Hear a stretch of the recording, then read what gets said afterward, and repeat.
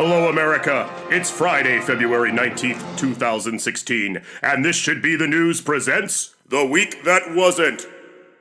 A service for the blind and illiterate from This Should Be the News, brought to you by $10 Shave Club. $10 Shave Club. Send us $10 a month and we will sign you up for $5 Shave Club at our address and ship the package directly to you within a few business days. Sure, it's more expensive than $5, but that's still less than most Hairsuit listeners will spend on razors in a month. And with us, you're dealing direct with the middleman. Kanye West tops this year's Forbes list of celebrity self-worth.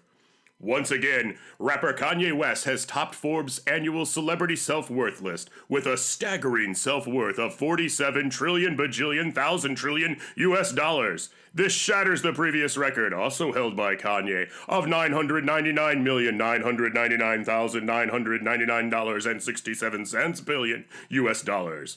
Kanye brought in Hall of Fame boxing and ring announcer Michael Buffer to announce the record-shattering number, but he passed out after the seventh comma. Buffer is said to be resting comfortably in a fine Presbyterian hospital. Kanye was unavailable for comment, but his publicist made sure to let us know that Kanye made no effort to visit the ailing Buffer or to wish him well. The food babe is downgraded to food looker after getting high and eating a Pop-Tart. We go now to our food correspondent, Mark Pants. Mark Pants, take it away. Thank you, Mark Pants. This is Mark Pants from Charlotte, North Carolina, where the food blogger and self-described food babe woke up to a new face in the mirror this morning after a bachelorette party devolved into a bachelorette bender. Not since Helen of Troy has a stunning, charismatic beauty launched more uneducated people into uncharted and dangerous waters. For Helen, it was war, and for the food babe, it is blathering on with unfounded, unsolicited, and unproven nutritional mumbo-jumbo, digested by millions of gullible Americans as easily as bleached flour and refined sugars. However, last night she may have lost her unparalleled radiance, once the envy of Hollywood starlets and the aspiration of women meeting with their plastic surgeons the world over. Her beauty betrayed by a single toaster pastry in a moment of THC-induced weakness at a friend's house in the early morning hours on Sunday. A friend dropped a strawberry Pop-Tart into the toaster and offered her one. They always say the first one's free.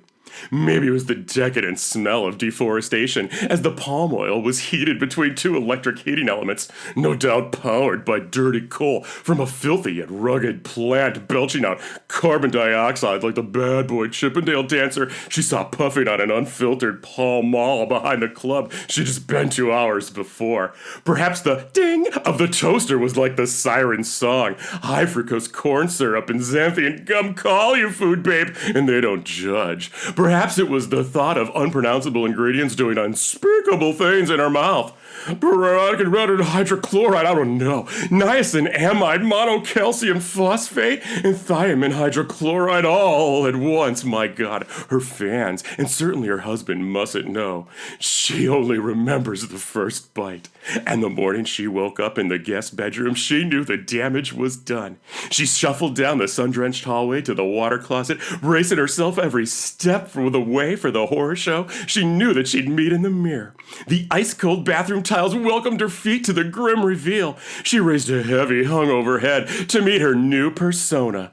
The face was no longer that of a food babe. The sins of the night had taken their toll. Pop-Tarts don't forgive. Pop-Tarts don't forget. Now she was simply a looker. In political news, Trump does it again. Mexico Groupon's 2 million Chinese privacy screens for border wall. New York, New York. Say what you will about the multiple bankruptcies and brash style of billionaire presidential hopeful Donald J. Trump, but the man knows how to broker a deal. The author of The Art of the Deal has delivered on his bold promise to get Mexico to pay for a wall to keep Mexican rapists, murderers, and normal people from entering America and mingling with our rapists, murderers, and normal people. And he isn't even president yet. The Mexican president announced in an upbeat tweet that he was on board and going to take advantage of the limited time offer. Not only was he going to line the Mexican-American border with the folding privacy screens, but he was thrilled with the negotiations. We estimate it will take 2 million of the folding room dividers to complete the long land border between the two nations. Trump's approval numbers were actually down slightly following the announcement, so he kicked a kid in a wheelchair and called Jeb Bush a cuckold mama's boy, and they surged back up just a bit. GOP to delay SCOTUS vote until Scalia clone emerges from Recombo DNA chamber. The Heritage Foundation is encouraging Republicans to delay voting for Justice Antonin Scalia's right-wing successor to the Supreme Court of the United States while they work out the kinks in their Recumbo DNA cloning laboratory. Since Scalia died suddenly and his will did not name an heir to his throne, the president is left to his own judgment to select a justice. This is noted somewhere in the Constitution, presumably in the back. However, since Obama has just entered the 37th month of his 48-month presidential term, his eligibility to nominate someone is obviously in question. You don't have to be a constitutional scholar to know the framers were clear when they implied that he should stop doing his job now. It's just common sense. Ted Cruz chimed in on the campaign trail, adding, "We cannot allow this illegitimate president born in Kenya to divide the country further by doing something I do not approve of. He mustn't be allowed. Mustn't. Only when I am elected can we have an illegitimate president born in Canada select the Scalia clone child. The junior Scalia should be 2 to 3 months old by my inevitable inauguration, and he will be ready to rule." Scientists for the Heritage Foundation think tank have had success making bubble-eyed dog boys recently and are hopeful they can engineer an age of eternal Supreme Court justice appointments through a cloning eugenics hybrid program. Our next story is in science and technology, and we bring in our technology reporter, Mr. Mark Pants. Take it away, Mark Pants. Thanks, Mark Pants. Psychiatrists look to virtual reality to stop middle-aged celebrity vanity rock band projects. You know, narcissistic personality disorder is a serious mental disease that can have devastating consequences for middle-aged white actors. These delusions of rock grandeur, which are often inspired by their own overinflated egos and the yes men they tend to surround themselves with, make these diseased actors actually think they can switch careers midstream and enjoy the same kind of success they did playing make-believe in Hollywood. Their ex-wives and agents rarely share their budding enthusiasm for this new career path, but their cries often fall on deaf ears as the actors begin accumulating expensive recording gear, hiring session players, and buying rock and roll artifacts that were once owned by actual competent rock musicians at auction. Years of lucrative acting and tens of thousands of dollars can be wasted as they spiral down this rock star wannabe toilet bowl, but psychiatrists think they finally have a solution. Enter virtual reality. Not the crude, blocky VR of the 90s, like Lawnmower Man, the movie, or Nintendo's infamous Virtual Boy console, but these are new players in this space, big boys, like Samsung, Oculus VR, Sony, Microsoft, and Google. They're developing immersive worlds that need to be experienced to be appreciated. The technological leap between that first generation of VR you may remember and the bleeding edge tech of today is as wide as the Snake River Canyon. The real good news is that these new headsets are more than entertainment. They have serious medical applications. Let's create a hypothetical male thespian in the throes of a midlife crisis. He's a successful actor, but he wants to be a rock star. His guitar licks are pedestrian and his songwriting uninspired. We'll call him Billy Bob, but his name's not important.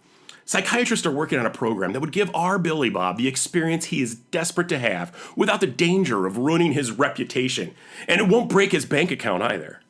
Once Billy Bob puts on these VR goggles, he is instantly a rock star. He starts his adventure on tour, and the bus, as it pulls up to a 10,000-seat arena, the marquee reads "sold out." There are screaming fans waiting outside the bus, and Billy Bob has the option to sign the autographs or snarl and push past the gathered crowd. There are groupies backstage, and it looks so real he may just find himself pulling up his actual fly as he approaches the stage after meeting them. And the stage seems as real as the most vivid personal memories, and the band is even better. With virtual reality, there is nothing stopping one from playing with long-gone rock gods, like Keith Moon or Jimi Hendrix. Does Billy Bob want to play lead guitar for Guns N' Roses with Axl Rose on the mic? Well, now he can do that. He can stand on stage with his virtual dick in his virtual hand, like some virtual asshole waiting for the virtual Axl Rose to finish a virtual episode of Rugrats in his virtual dressing room before he wants to go on. The sights and the sounds, the smells, it's all very real, warts and all. And all this will be a reality soon. Well, a virtual reality at least. See, Johnny Depp and Russell Crowe are currently beta testing the latest near-complete software. They're said to be on the 30th week of an 11-week tour. They just can't stop rocking. They love it. Bruce Willis was in the original pilot program called Project Bruno, but it is rumored that he would not return any of the equipment until his wine cooler demands were met. The project coordinators hope to have the software ready in a couple months. They pray it'll be enough time to get Shia LaBeouf on board. We understand that he's working on an album. This has been The Week That Wasn't. Make sure to check out This Should Be the News on Twitter, Facebook, and of course at thisshouldbethenews.com.